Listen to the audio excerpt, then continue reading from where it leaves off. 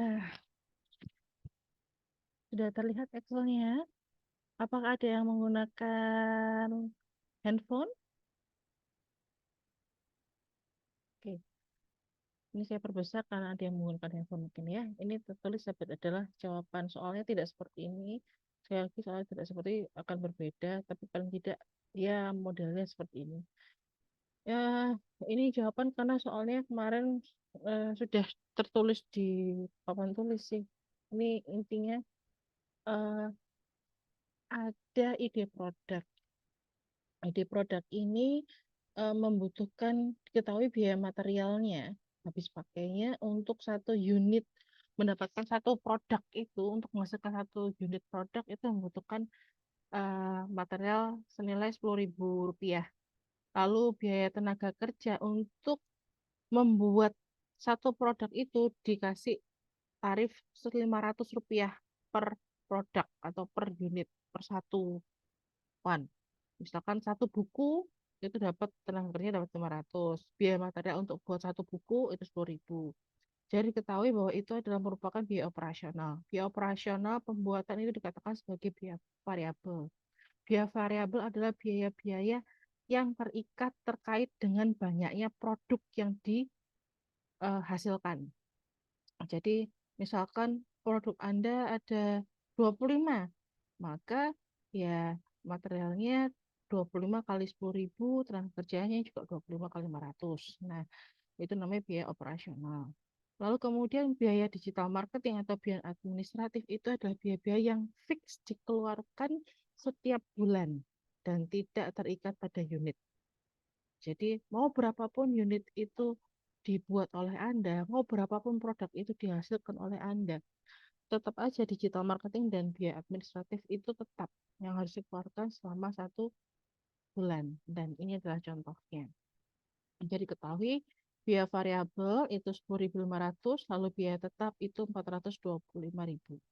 Lalu kemudian karena ini PKMK, konsennya kan di sana memang eh, apa? Karena K3 sudah berhasil masuk di PIMNAS, maka kalian akan dipinta untuk bisa seperti K3, teman-teman.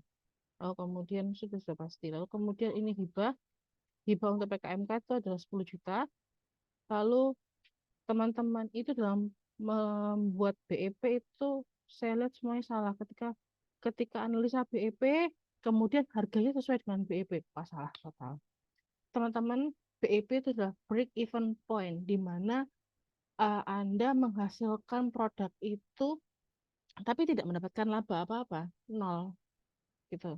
Nah, oleh karena itu butuh margin kontribusi. Nah, untuk PKMK, apapun hibahnya itu akan selalu diminta laporan eh, progres ya, laporan kemajuan di bulan keempat biasanya. Berdasarkan hal itu ya, pada bulan ketiga itu adalah hasil akhir Anda BEP. Jadi saya berhasil menjual, tidak mendapatkan laba, semuanya tercover, saya bisa kembali modal 10 juta gitu dari dana hibah gitu kan. Itu di bulan ketiga. Di atas dari bulan ketiga kalian sudah harus mendapatkan laba dari per satu unitnya. Nah, teman-teman kemarin saya lihat tuh, waduh ini kok salah kaprah gitu kan ngeliatnya. Nah, ini sekarang point of view-nya seperti ini teman-teman. Lalu dari 10 juta ini, kemudian itu kan harus BEP itu teman-teman dalam waktu 3 bulan. Nah, maka eh, ini kita kita lihat di sini 10 juta dibagi dengan apa? Biaya operasional. Bukan total dari biaya operasional ditambah biaya tetap, bukan, tapi hibah ini 10 juta dibagi dengan biaya operasional. Anda targetkan dulu berapa biaya operasional itu agar tercover semua dengan penjualan Anda dari dana hibah. Jadi murni dana hibah digunakan untuk operasional seperti itu. Lalu kemudian kita lihat ini dalam 3 bulan itu Anda diwajibkan agar supaya dapat BEP paling tidak dalam waktu 3 bulan itu Anda sudah menjual unit Anda sebanyak 952 unit. Nah, disetarakan menjadi 952 unit. target penjualan. Nah, setelah itu baru Anda bisa mengatakan target penjualan saya di 1 bulan ke depan atau di tiap bulan itu berapa minimal. Minimal saya harus menjual berapa. Dari 952 dibagi 3 muncullah angka 317. Jadi ini adalah target penjualan 1 bulan. Dari sana kemudian masuk di dalam penjualan dalam 1 bulan. Masukkan di sini. Nih, penjualan dalam 1 bulan berarti 317 ini teman-teman ya. Nih, nih hasilnya 317 dikalikan dengan ini biaya operasionalnya 1 bulannya ditambahkan dengan 1 bulan biaya yang akan dikeluarkan fix yaitu 425.000. Oke, kita enter hasilnya penjual dalam 1 bulan paling tidak Anda minimal memperoleh 3.757.000. Nah, baru dari sini Anda baru bisa membuat BEP dalam harga di 1 bulan.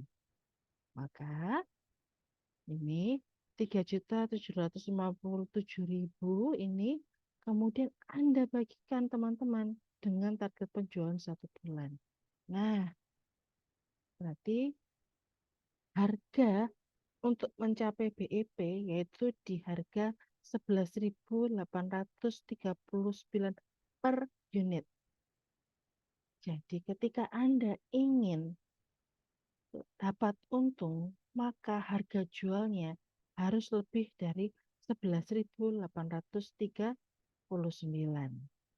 Karena harus untung, maka Anda eh, menaikkan harga tersebut. Nah, kenaikan harga itu disebut dengan alternatif margin laba. Ya. Nah, di sini kita ya buat alternatif margin laba dari 10%, 15%. Kalau margin laba 5% tuh kecil banget ya teman-teman. Jadi batas akhir tuh 10%. Lalu jangan lebih dari 50% karena nggak mungkin 30% aja. Sudah cukup. Oke. Lalu kemudian setelah itu Anda masukkan. Sebentar, saya hilangkan dulu di sini. Sebentar, saya tutup sama floating control saya. Nah, ini dia. Oke, dari sini teman-teman masukkan nih. Ini 10%, 15%. Ini yang nanti saya berikan, sudah ada formulanya. Jadi teman-teman enak dan bisa digunakan juga untuk PKMK nanti. Lalu kemudian berarti berapa Bu? Berarti ini kalau 10% 3.757.000 dikalikan ya 1 ditambah 10%. Hasilnya ini. Ini adalah pendapatan penjualan per bulan dengan margin laba 10%. Yang berikutnya adalah 15%, lalu ini adalah 20%, dan ini adalah 25%, dan yang paling tinggi adalah 30% dengan eh, margin laba dengan pendapatan sekitar 4.884.100. Kalian sebagai owner, misalnya owner ya kalau Anda buat PKMK itu kan Anda tim ownernya itu berhak untuk memberikan margin laba sesuai dengan keinginan Anda asalkan Anda sudah melakukan review yang seperti saya lakukan di pertemuan minggu lalu. Adanya review apa? Review kompetitor. Berapa sih harga kompetitor itu dari barang yang sama seperti yang Anda jual, dari yang murah sampai yang mahal. Jangan sampai Anda ambil harga terlalu mahal ataupun terlalu murah. Kalau terlalu murah, apakah benar Anda sudah mendapatkan untung? Jangan-jangan Anda salah menghitung ya. Nah, lebih aman tuh bermain cantik di tengah-tengah ya. Lalu kemudian nah kita bisa lihat kalau dengan margin 10% maka harga jualnya itu harusnya di angka 13.023 rupiah. Tapi kan nggak mungkin banget. Dari hasil ini matematis ini kemudian disetarakan dinaikkan agar sesuai gitu kan. Ini berarti jadi 13.100. Lalu kalau 15% jadi 13.750. Terus selanjutnya kalau 20% jadi 14.250 harga jualnya untuk satu unit produk Anda gitu kan, dan seterusnya dan seterusnya. Nah, itu adalah alternatif penetapan harga. Anda mau menetapkan di harga berapa? Nah, misalkan menetapkan di dua alternatif, mau lihat dua alternatif ini. Mau masukkan yang PKMK yang paling menguntungkan tentunya tanpa harga yang terlalu melejit tinggi. Misalkan kita ambil yang harga yang paling rendah dari alternatif margin laba, lalu kemudian ambil di atas dari 13.000 yaitu 14.250, misalkan seperti itu. Kita ambil di sini di awal 13.100. 13.100 ini baru kita bisa memasukkan di cash flow. Setelah Anda menetapkan harga jual, baru kemudian Anda bisa membuat proyeksi dari cash flow Anda. Nah, proyeksi dari cash flow Anda, ingat bahwa pada tahun pertama disetting bahwa eh, tiap bulan targeting Anda itu sesuai dengan apa yang Anda dapatkan di sini, yaitu berapa? 317 unit yang harus terjual di tiap bulannya. Nah, di tahun pertama, maka sudah mudah aja pendapatan penjualan, ini simpel ya buat kalian, pendapatan penjualan, lalu kemudian dikalikan 317 ini, dikalikan dengan harganya, itu ada berapa? 13.100 rupiah, ya. Lalu kemudian karena 1 tahun, ini dikurung tutup dulu, nah ini antara 317 unit dikalikan harga jualnya 13.100, lalu setelah itu dikalikan 12 karena ini diproyeksikan 1 tahun. Biaya operasional pun sama, karena biaya operasional adalah biaya yang terikat dengan unit, maka 317 dikalikan dengan biaya operasionalnya yaitu 10.500. Kita lihat. Nah, ini ya variabelnya 10.500 dikalikan nih. Nah, di formulanya.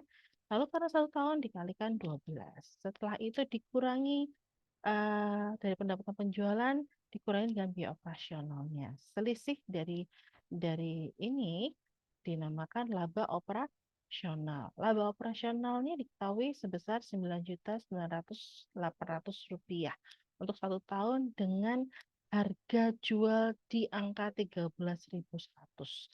Lalu kemudian kita kurangi dengan biaya tetap, yaitu biaya-biaya yang akan selalu ada dan wajib dikeluarkan secara tetap dengan nominal tertentu. Seperti misalkan di sini kita lihat digital marketing itu 250.000, biaya administratif 175.000. Itu sudah harus dikeluarkan setiap bulannya seperti itu, nggak boleh beda gitu kan. Nah, dari 425 tadi dikalikan 12, hasilnya adalah 5.100.000. Dikurangilah laba operasional dengan biaya tetap, hasilnya adalah laba bersih di angka 4.800.800 rupiah. Ini adalah eh, nilai keuntungan laba Anda ketika Anda menjual di harga 13.100 dengan target penjualan satu bulannya di angka 317 unit per bulan. Nah, lalu kemudian di tahun kedua, ini di tahun kedua di tahun kedua, teman-teman memproyeksikan bahwa tahun kedua saya harus naik 15% nih. Unit target saya 1 tahun dalam 1 tahun di tahun depan ini, tahun kedua, saya targetkan nih naik 15%.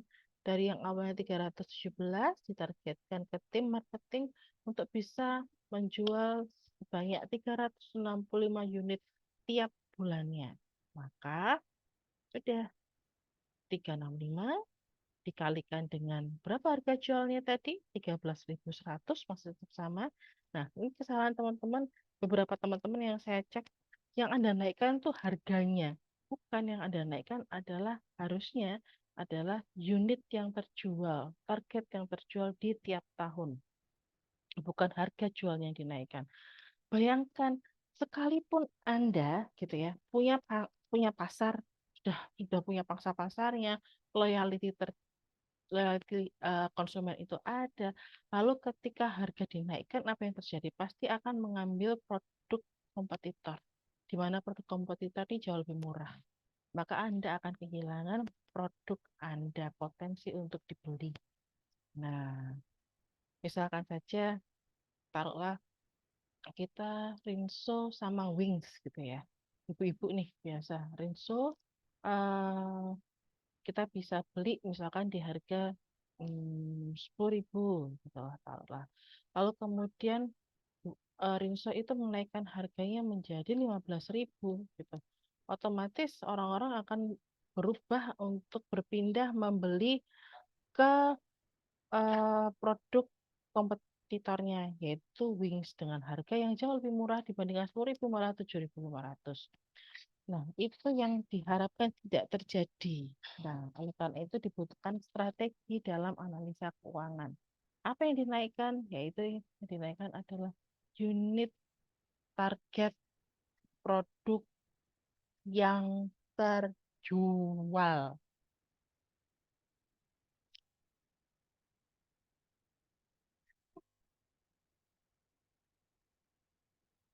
Ya. Jadi 365 dikalikan 13.100 tadi dikalikan 12 bulan. Dengan cara yang sama, maka akan terlihat keuntungan. Nilai keuntungannya di tahun kedua naik sebesar berapa 2 juta berapa ini kita lihat selisihnya kita 1.485.120. Lalu ternyata satu tim Anda mengatakan, oh ini namanya Anda membuat strategi keuangan kan. Waduh, sepertinya 13.100 tuh harganya ngepres banget kayak kami untuk mendapatkan laba. Bayangkan saja, 4.800.800 kemudian apabila dibagi 18, berarti keuntungan yang kita dapatkan itu sekitar 400.000. Sedangkan kita satu tim isinya 5 orang.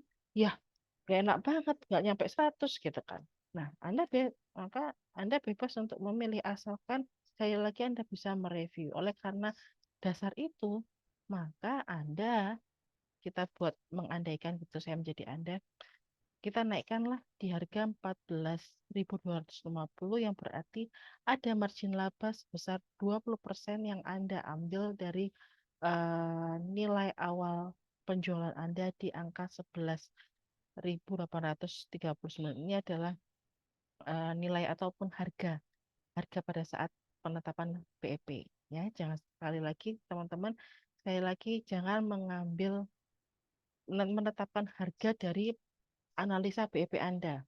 Mau berapapun Anda jual, unitnya Anda banyakin, tetap nggak dapat untung teman-teman.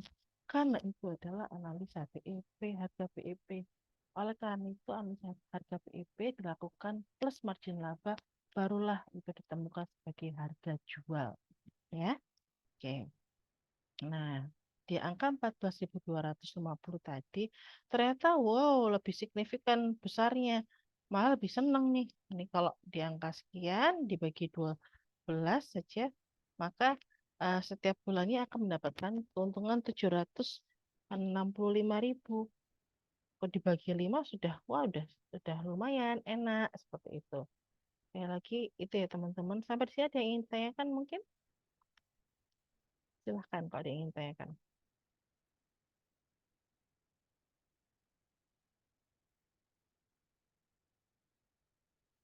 Tidak ada. Baik, karena ini kalau tidak ada yang tanyakan, maka saya anggap teman-teman sudah mengerti. Ini saya record, nanti hasil record akan saya berikan ke teman-teman.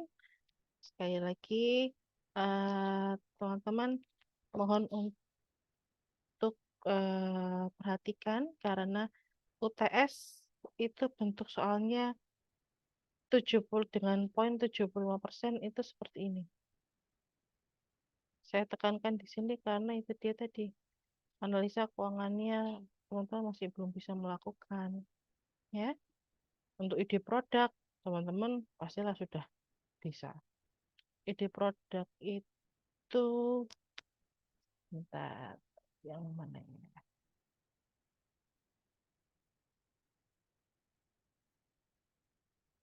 Oh, ini, sebentar. di produk tuh yang saya ambil di sini di pertemuan kedua. Nih, materinya tuh. Nah, ini contoh-contoh bentuk kewirausahaan sudah saya berikan. Contoh-contoh produknya apa saja yang bisa Anda lakukan untuk Kesmas ini. Sebentar, saya nih sharekan. Oh, sudah share. Nah, ini bentuk-bentuknya, contoh-contohnya. Nah, Bu, eh, apa? Kok saya lupa namanya Bu Kuni itu mengatakan bahwa produknya kalau bisa nanti pada saat PKM luarannya tidak makanan dan minuman lagi, tapi lebih pada fokus ke public health. Wah, ya sudah. Ini ya. Nih, lakukan ini teman-teman dari sekarang. Hati-hati karena pasti kalian akan didata oleh prodi, ya. Siapkan diri Anda untuk bisa di tahun depan sudah ready untuk proposal, ya. Oke, itu aja yang ditanyakan.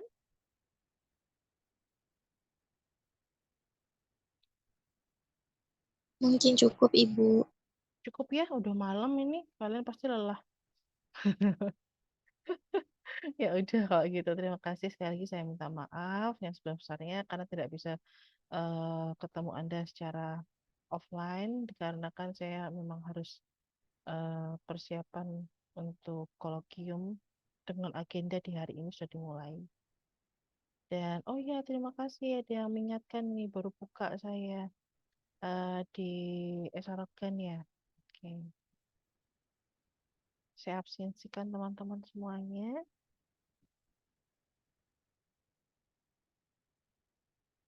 Loh, kok nggak mau?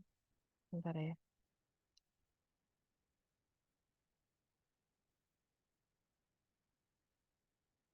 Duh, di sini lemot wifi-nya.